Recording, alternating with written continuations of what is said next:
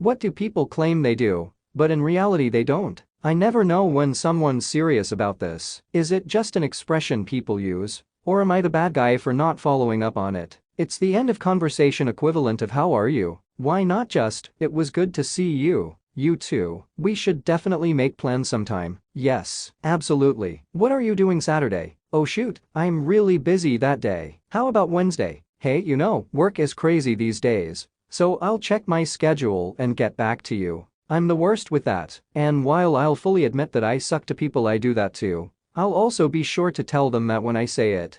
I genuinely do plan on making plans. I just get so distracted with things that next thing you know I'm bumping into them randomly again. I also tell them to absolutely call me out on it. So it kicks me in the ass to make plans. A shocking amount doesn't wash their hands after using the restroom. So many people also don't flush after taking a dump. It's crazy to me. Just fucking press the button, dumbass. Never understood this, it's just so easy to do. Maybe they are proud of their work and want it on display. My kids' schools all have auto-flushing toilets, which means at home they don't bother flushing. Pisses me off. It's a fight. Especially with the younger ones. It's funny, I'm the opposite. Unless the thing flushes the moment I stand up, I don't trust it. I'm pushing the manual flush button. Damn things usually flush 2 to 3 times while I'm sitting on them. My daughter tested this yesterday. She suspected that my parents do not wash their hands after using the bathroom because they open the door immediately after flushing. I told her it was possible they wash their hands before flushing and opening the door,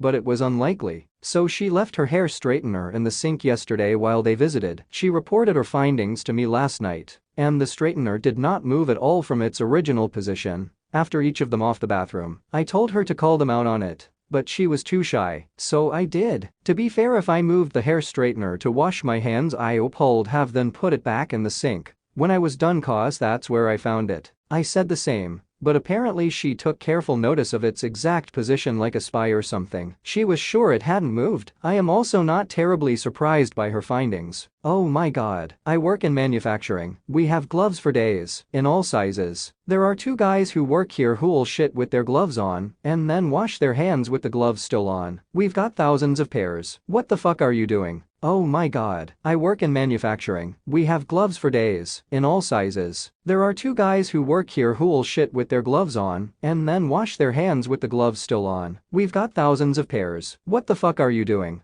I had a roommate who would frequently skip washing his hands. Multiple people had to explain that it wasn't about what you did or did not touch in the bathroom, but everything you've touched since last time you washed your hands. In the beginning of the pandemic, a friend of mine had a guy hitting on her. He told her he was a real man, and it could go months between each time he washed his hands. This was in response to the hand-washing campaigns they had around that time. Weirdest, most disgusting flex ever. Who would want that person's hands on or in their body? Horrible flex, right? Hey, baby, let's go back to my place. And you can rub greasy dick sweat all over me, said nobody ever. Reread personal notes after a conference convention. In the business world, read meeting minutes. Someone could lie their asses off in those, and you'd never know until there's an issue later and you look back. I don't take meeting minutes so people can read them. I take meeting minutes to cover my ass, justify change orders, and protect myself and my company from legal action. The research. I don't think the numbers back this up. Well, you probably just haven't done the research then. Doing your research is really not so easy for 95% of humanity. I don't want to defend Facebook science and conspiracies, but closing off papers to the public and making them pay for access is a really big problem. I am a student at a big German university, have been exposed to scientific writing for over 4 years, have learned to look at sources, have had courses sorely dedicated to show and explain us how literature review works and what sources I can use,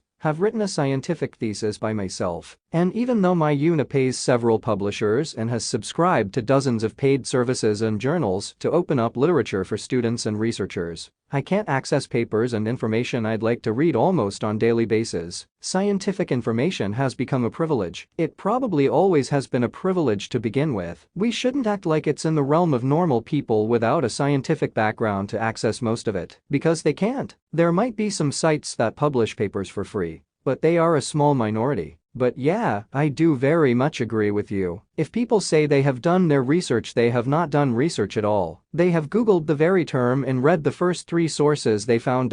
Preferably ignored the first 5 decent, and then went for 3 subsequent idiotic posts. only to end up with confirmation bias. We need to trust a scientific consensus more. There are millions of people with slightly different opinions in research and science. If they all manage to agree on something, you better realize it is something substantial. I don't expect the average Joe to do the research for all the reasons you listed above. I do expect the average Joe to have self-awareness that they haven't actually done the research. I don't know a single thing about cars. It'd be insane for me to pretend like after watching a YouTube video on it, I'm some kind of expert. That's the actual problem with the do-your-own research crowd. Wasn't there a woman who won something like $10,000 because she read the terms and conditions, and there was a clause that basically said, nobody is reading this. If you are send a letter to this address to claim $10K. And she was the first person in months to notice it, so they actually paid her. Georgia high school teacher Donalyn Andrews won a $10,000 reward after she closely read the terms and conditions that came with a travel insurance policy she purchased for a trip to England. Squaremouth, a Florida insurance company, had inserted language promising a reward to the first person who emailed the company. Sounds like the story of the guy who brought a bottle of scotch to his thesis defense, just in case anyone had read the part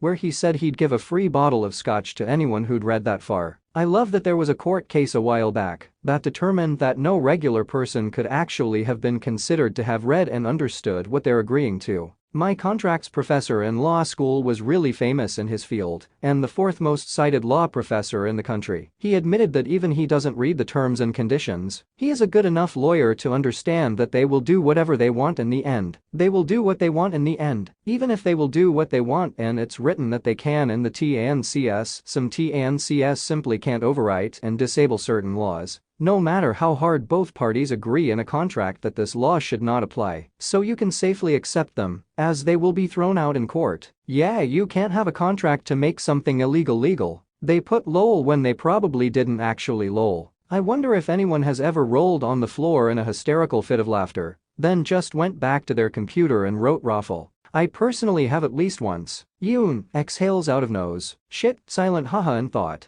Shit, not be a hypocrite. We're all hypocrites in cute ways sometimes. People claim they are my coworkers. But in reality I seem to be the one working. Floss. For the longest time I never flossed, only on occasion like after eating popcorn or something. Starting to floss has made me much more motivated to continue flossing. The amount of crap I pull out of my teeth on a regular basis after using an electric toothbrush for 2 min is alarming. Same, my teeth also look healthier. Using a water flosser for the first time was a huge eye-opener. I've always brushed my teeth at least once a day, every day. At 22 years old my teeth are now rotting where I should have been flossing but never did. FML. I didn't floss or go to the dentist for a good 18 years. When I finally started going again I had zero problems, except for a small chip on one of my wisdom teeth I was completely unaware of. I've been flossing regularly the past few years, so I'm not saying it doesn't matter. But some people just have shitty genetics, and their teeth rot out of their face regardless. I knew a guy that got dentures in his 20s, and he did everything right and never ate sugar or drank regular soda. Tell them I said hi. Of course, I sure will absolutely do that. Wait, you guys don't do that. I do it too. You telling me I have gotten so many highs that I never heard about? Probably, but TBH, a contact high isn't nearly as good as the real thing anyway. Man, the contact high is so much better. Of course someone is going to say hi if they see you, but a contact high means that your friends saw each other, thought of you, and then went out of their way to make sure you got that high. It's like hearing you were complimented behind your back. I'm not supposed to be passing those along. Mom always got mad at me when I cashiered in college. She has an absolutely ridiculous number of cousins who are local that I don't really know. I came home from work like 3 times a week and told her some lady said hi. Who? You can't just say some lady. I don't know, she had brown hair and seemed to know who I am. Pretty sure she was a cousin of yours, but she wasn't wearing a name tag or anything. That doesn't narrow it down. Can you just ask their name? And admit to their face I have no clue who they are equals nope, can't do that. You see your mistake. If you never had mentioned it in the first place there wouldn't have been a problem. I am fine.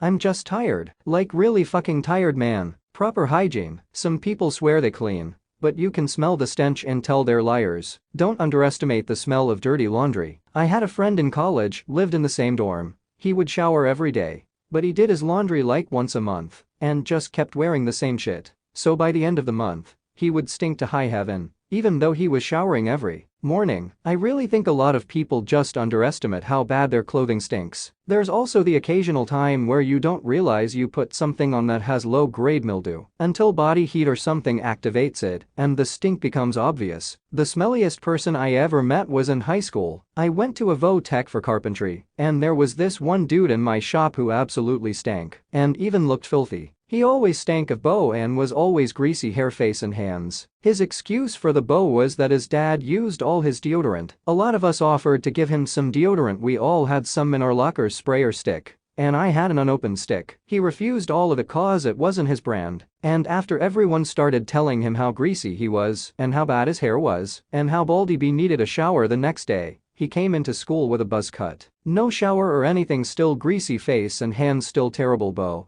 But he got a buzz cut. So we'd stop say he had greasy hair. Some people just like to stink and be filthy, I guess. Reminds me of that Reddit thread where the guy was defending having skid marks on all his underwear because real men don't wipe. Or that person who said her dad just wiped once because wiping more than once was gay blurb. I genuinely believe people don't actually care about homeless people. Probably actually pray when they say thoughts and prayers, lol. Was gonna say this, but I do know a handful of people who will genuinely do this when they say it. My parents are one example. They would have a list of people they'd pray for every day, as they were part of their church's healing ministry. They're in the minority. Most of the time it's just an empty platitude. Go to the gym, usually said leading up to New Year's. Gyms are probably the most highly subsidized activity by other members who never actually show up. We have a small neighborhood gym that's only $40 mo. I figured it would be a good way to get to know some neighbors. After 3 months, I canceled and bought home gym equipment. It's a really nice little gym that's been here for 10 years, and there have to be hundreds of members to afford their rent. And the small 2-person staff plus owner. I work at a gym, can confirm. Gym was absolutely packed 2 weeks ago and last week, but now it's back to normal activity levels. Out cancellations haven't even gone up, but signups are through the roof. Regular gym goer here since 2004 with some break years.